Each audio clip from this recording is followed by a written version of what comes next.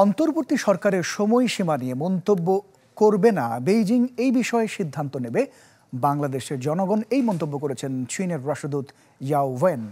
রাজধানীর মগবাজারে জামাত ইসলামীর আমির ডাক্তার শফিকুর রহমানের সাথে সৌজন্য সাক্ষাৎ শেষে তিনি বলেছেন, কবে নাগাদ জাতীয় নির্বাচন হবে সেটি বাংলাদেশের অভ্যন্তরীণ বিষয়, তবে দুদেশের সম্পর্ক উন্নয়নে প্রতিজ্ঞাবদ্ধ দেশ।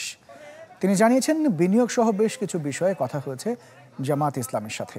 সাক্ষাতে রোহিঙ্গা প্রত্যাবাসন দ্রুত করতে ভূমিকা রাখার জন্য চীনকে অনুরোধের কথা জানিয়েছেন জামায়াতের আমির।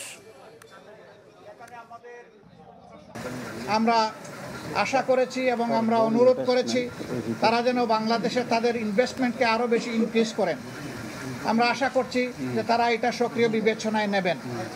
It is internal affair of Bangladesh, so we'll respect the decision made by the people of Bangladesh. We are respectful.